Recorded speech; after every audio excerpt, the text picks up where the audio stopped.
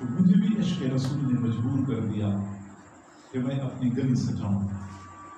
چنانچہ میں رات کے وقت گلی سجانے میں لگ گیا، چونکہ دن کو کاروبار کرتا ہوں. تو گلی سجاتے سجاتے رات کا آخری پہر ہو گیا. میں بہت تھک گیا. میں اوندھی کو بستر پہ گر پڑا، اور جب میری آنکھ کھلی تو اس وقت صبح کے 9 بج چکے. پھر میں اٹھ گیا. میں نے گلی میں جھانک کے دیکھا. میں نے کہا کہ میری گلی اتنی سجی ہوئی ہے، اتنے خوبصورت ہے کہ پورے رجانہ میں کسی نے ایسی نہیں سجائی ہوگی گلی جس طرح کہ میں نے سجائی ہے، اور میں 1 نمبر عاشق رسول ہوں. میں نے جب یہ دعویٰ کیا تو میرے ضمیر نے مجھے چیخ چیخ کو جواب دیا کہ تیرا دعویٰ تو ہے کہ تو عاشق رسول ہے، تجھے عشق رسول میں سے ایک بال کے برابر بھی حصہ نہیں ملا ہوگا.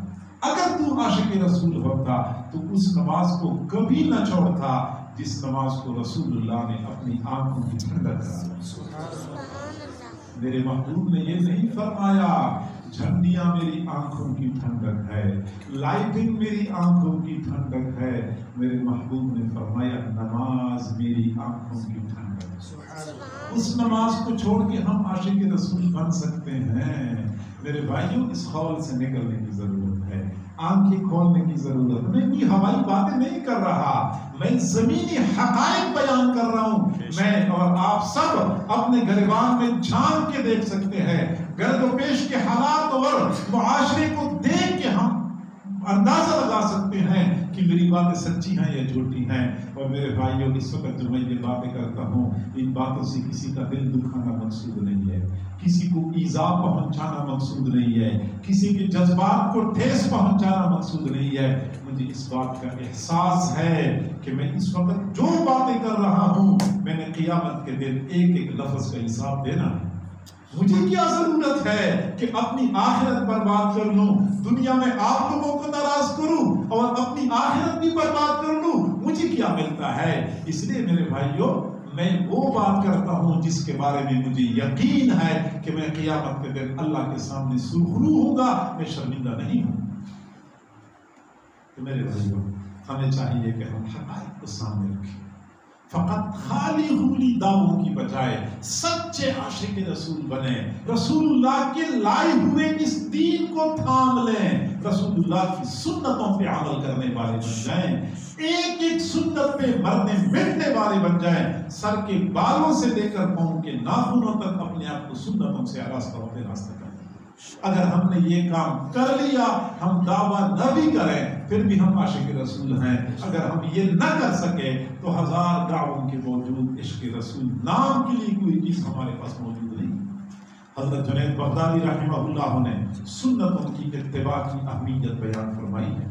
تو فرماتے ہیں اذا رأيتم احدا يمشي على الماء او يطير في الهواء، تم کسی بندے کو دیکھ لو جو پانی پر چلتا ہے یا ہوا میں اڑتا ہے، وَهُوَ يُخَالِفُ سُنَّةً مِّن سُنَنِ النَّبِيِّ صلی اللہ علیہ وسلم، اور وہ حضور صلی اللہ علیہ وسلم کی سنتوں میں سے ایک سنت کا مخالف ہے، فَضْرِبُوهُ بِالنَّعْلَيْنِ، اس کو جوتے مارو، فَإِنَّهُ دَجَّالٌ كَذَّابٌ لَا وَلِيٌّ، وہ دجال کذاب تو ہو سکتا ہے، وہ ولی نہیں ہو سکتا.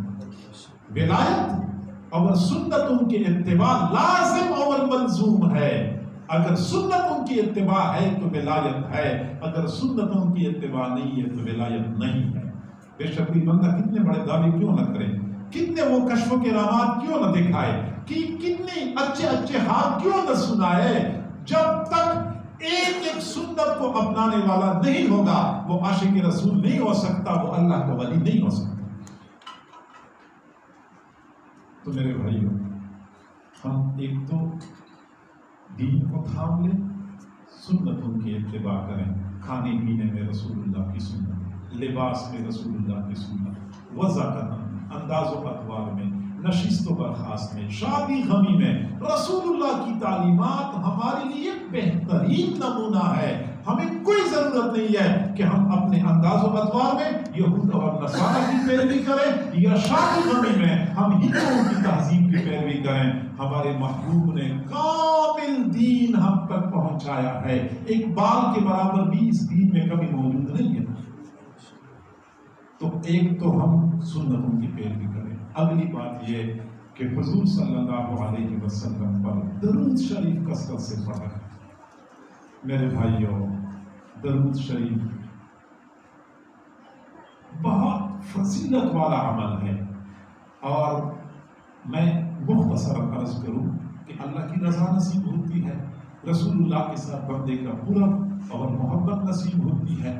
درود شریف کی کثرت کی وجہ سے بندے کا ایمان محفوظ ہو جاتا ہے، موت کے وقت بندے کو کلمہ نصیب ہو جاتا ہے، قیامت کے دن رسول اللہ کے قدموں میں بندے کو جگہ ملتی ہے. بہت سارے فوائد ہیں، لیکن ایک فائدہ جو اس وقت ہم میں سے ہر بندے کو ضرورت ہے وہ یہ کہ درود شریف کی بدولت دنیا کی پریشانیاں اور مسائل حل ہو جاتے ہیں، پریشانیاں ختم ہو جاتی ہیں، زندگی بندے کی خوشگوار ہو جاتی ہے.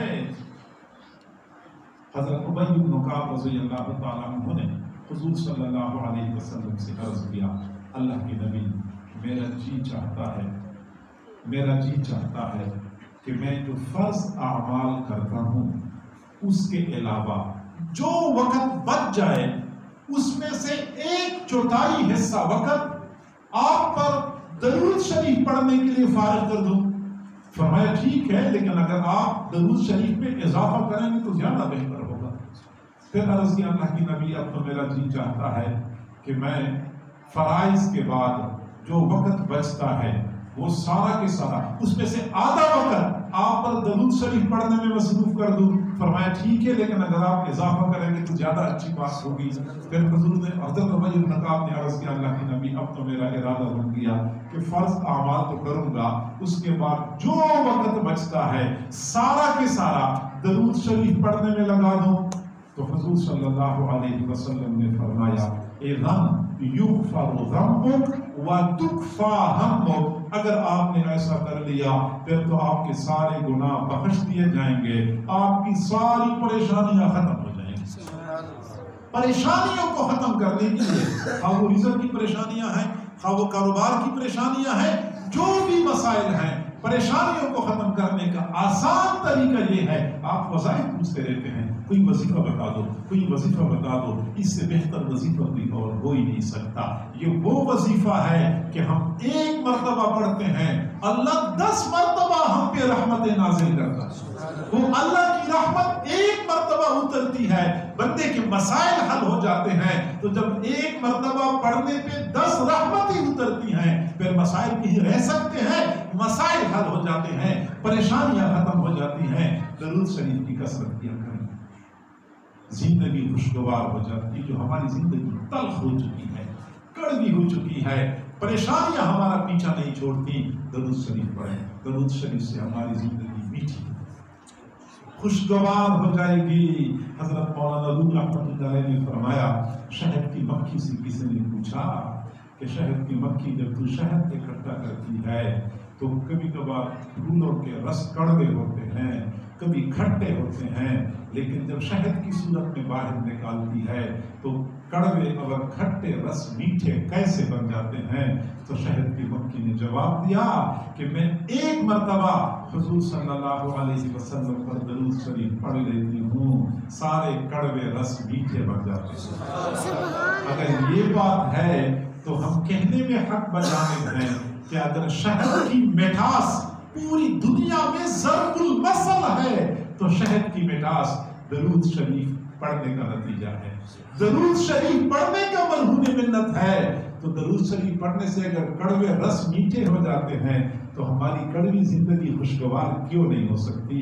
خواتین بیچاریاں کہتی ہیں، لوگ مجھے جینے نہیں دیتے، اب تو میں گھر سے تنگ آ چکی ہوں، اب تو میں خودکشی کے بارے میں سوچ رہی ہوں، ساس جینے نہیں دی تھی تو جیٹھانی اور دیورانی نے تنگ کر رکھا ہے، زندگی کڑوی ہو چکی ہے، خودکشی کے منصوبے بنا رہی ہوں. چاہیے کہ ہم درود شریف کثرت سے پڑھا کریں. درود شریف کثرت سے پڑھا کریں، پھر دیکھیں کہ زندگی کیسے خوشگوار ہوتی ہے۔ اللہ تعالی ہم سب کو سمجھنے اور عمل کرنے کی توفیق عطا فرمائے۔ وآخر دعوانا ان الحمد للہ رب العالمین۔ دعا کریں گے لیکن دعا سے پہلے